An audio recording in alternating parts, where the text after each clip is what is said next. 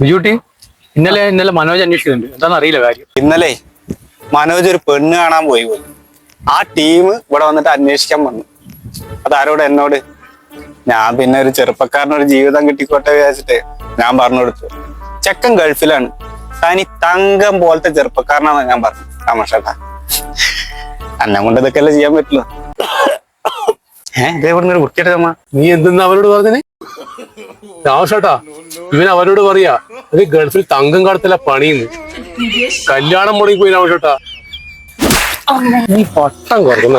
അയ്യോ, മുടി കൊഴിച്ചിലാണ്. അയ്യോ മനോജ, ചൊരാക്കലടാ, വിട്. കവിളിൽ എത്ര മണിച്ച് അടിച്ച? എടാ, നീ ആരെന്റെ കല്യാണം മുടങ്ങി പരദൂഷണം പറഞ്ഞു നടന്നിട്ട് എന്തൊക്കെ ഒരു ലോക വിവരം പറയും. അടി കിട്ടുമ്പോ നീ പറഞ്ഞേ അല്ല, മുടി കൊഴിച്ചില്ല.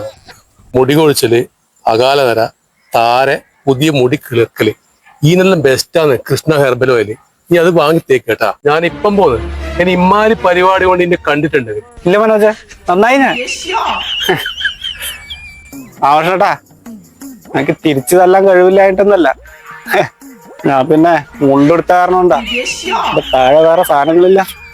അവന്റെ വിചാരം തല്ലിട്ട് മതിയായില്ലടാ. ഓ, ഇന്നെ അടിക്കാൻ വന്നല്ല, ഒന്ന് ഓർമ്മിപ്പിക്കാൻ വേണ്ടി വന്നയാ. Krishna herbal oil.